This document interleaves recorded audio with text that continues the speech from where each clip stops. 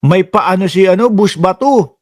Oh, may pa liga ho si Bus Bato, mga kababayan. Ayan, Second, biruin mo po ha. Biruin nyo mga boss chief sir ha. Second, Senator Bato Kap. Ayos. Ano po to? Bengbengan ho ito. Barilan ho ito, mga bossing.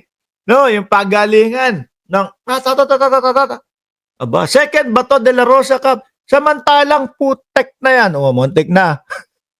sa Senado ho, walang naitutulong ito. Sa Senado ho, laging absent. Ilang araw na. Sa araw-araw po na ginawa na pagla-live natin, binibilang po natin yung absent ni Bato de la Rosa. Kung hindi ako nagkakamali, baka 25 araw na pong absent itong si Bato de la Rosa, mga boss. Sa Senado.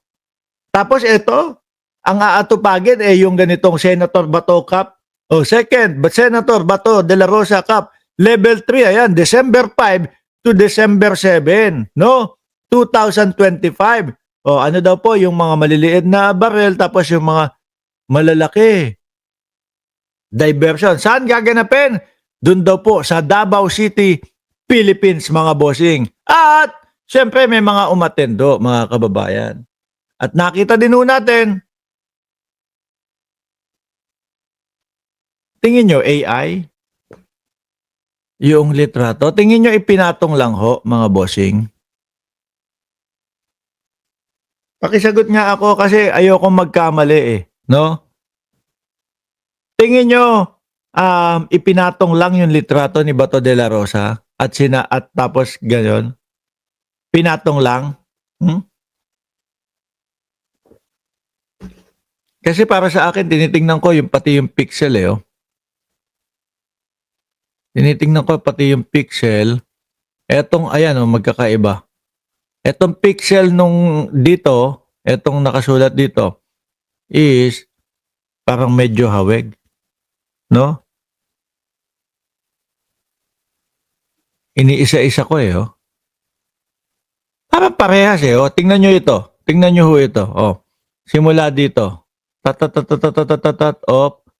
Kung ano yung pagkakabuhaghag nung pixel. Pero baka mali ako.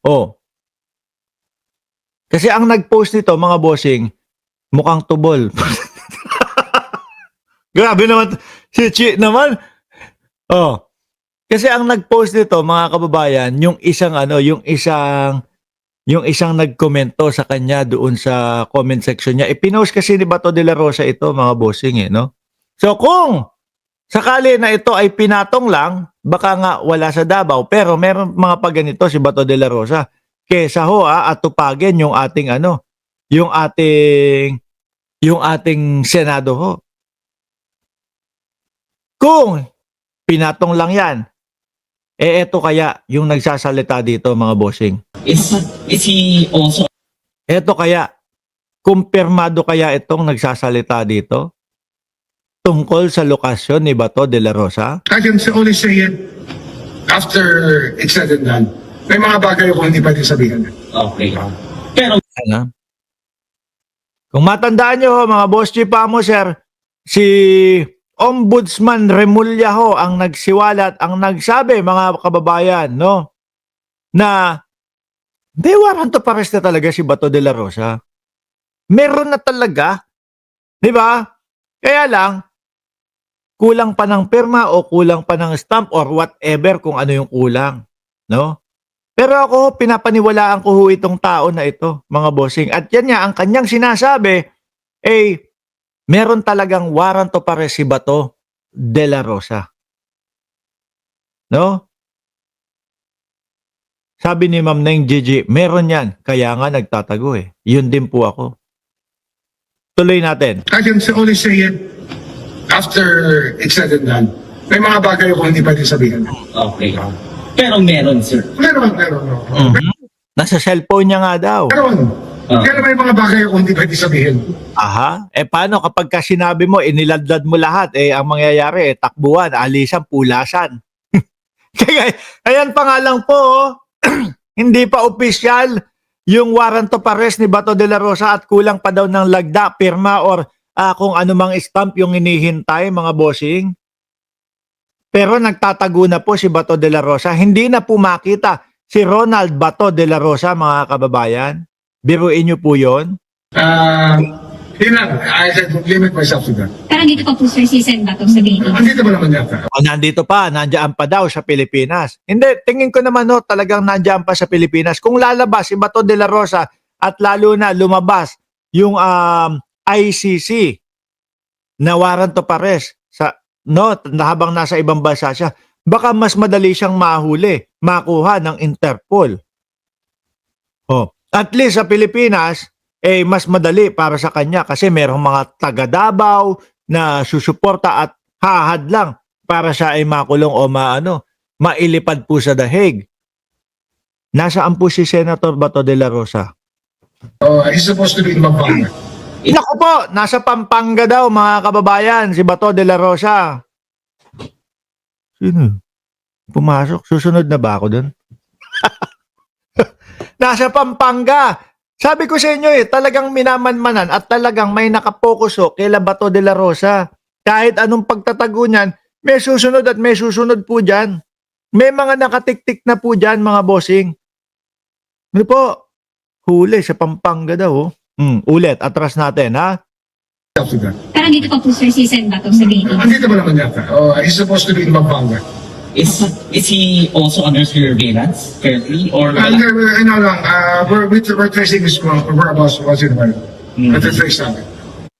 Para po pag ready na sila at handa na sila na kunin si Bato de la Rosa, alam nila ang lokasyon agad. Sa Pampanga daw mga kababayan, sabi ni Boying Remulla. Baka nga yung pinakita nating litrato doon ay inedit lang ng mga fans ni Bato de la Rosa. Di po ba?